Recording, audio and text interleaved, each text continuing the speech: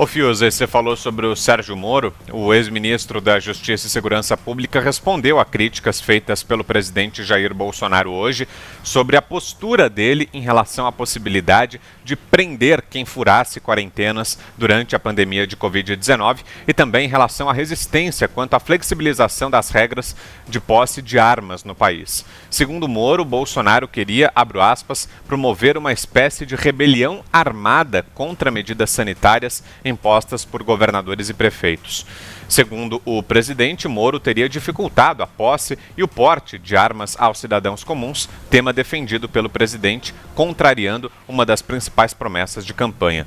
Ele disse que foi necessária a revogação da instrução normativa número 131 da Polícia Federal, que estabelecia procedimentos relativos a registro, posse, porte e comercialização de armas de fogo e munição no Sistema Nacional de Armas. Ô Fiuza, parece que o Moro não desiste de atacar então o presidente Bolsonaro, né, Fiuza? Pois é, Vitor, isso é uma pena, né? O legado do Moro é intocável, né? Vamos sempre ressalvar isso, né? O Moro atuou de uma maneira muito corajosa. O Moro livrou o Brasil da maior quadrilha que já atuou aqui.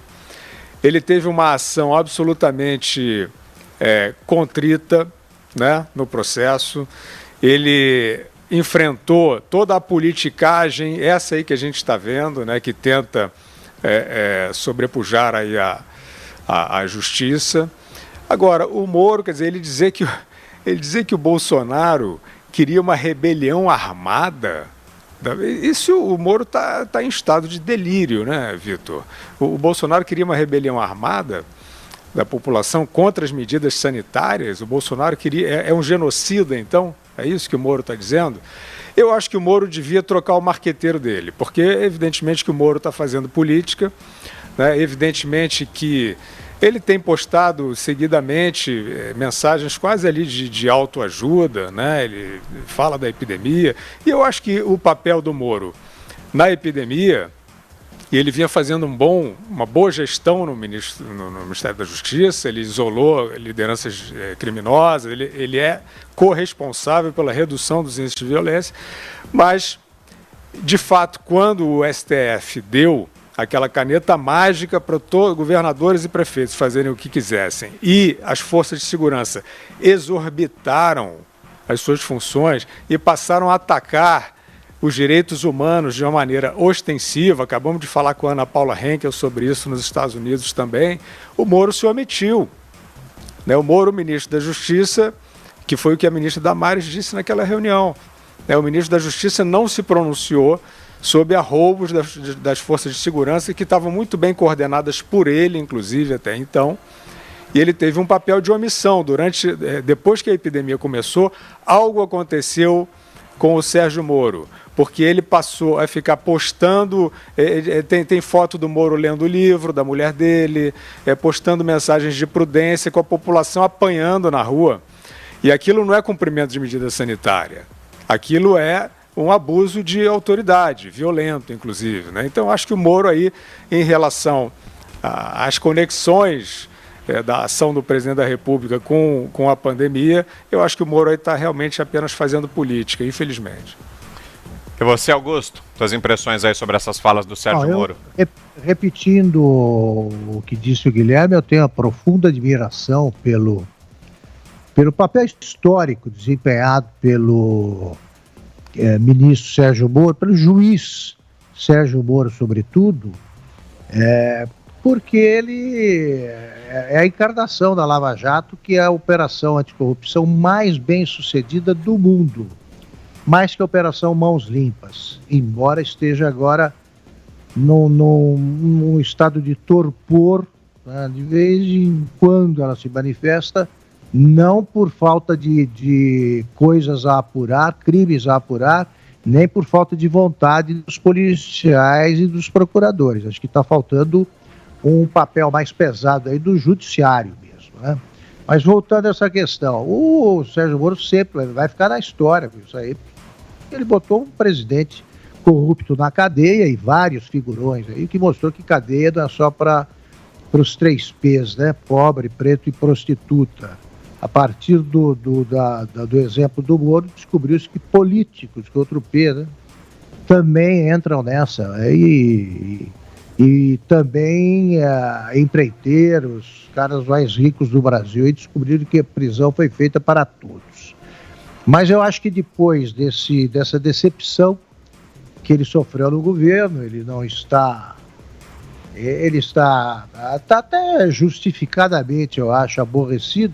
Eu acho que ele devia dar um tempo, ficar um tempo fora de cena, tá? Porque ele está sendo contra-atacado aí de maneira muito forte e também ele acaba ajudando os que ele puniu.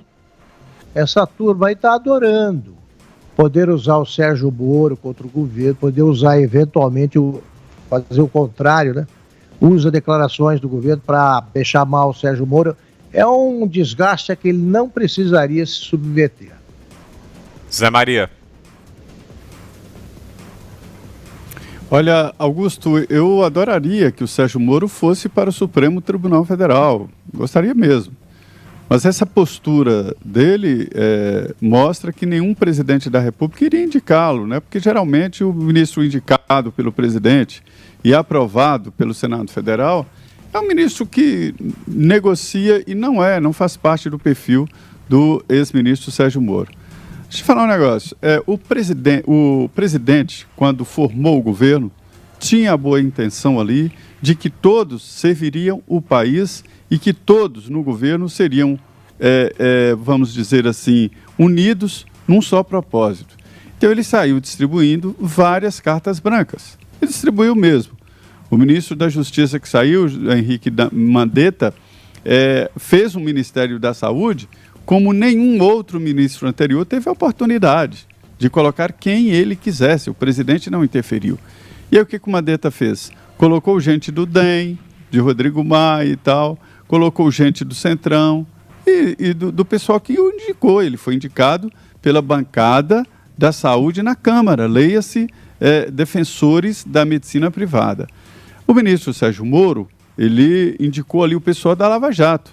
Houve até ali uma certa, vamos dizer assim, reação de outros setores, entendendo que o setor de segurança do Brasil seria muito além da Polícia Federal e do Ministério Público, como montou o Ministério da Justiça, o ex-juiz e o então ministro da Justiça. Montou com toda a sua, vamos dizer assim, com toda a sua autonomia dada pelo presidente Jair Bolsonaro. Essa mesma autonomia foi para outros setores, né? O próprio ministro Guedes, que chegou assim, ministro Tarcísio e outros. Alguns realmente montaram ministérios que funcionaram, outros não.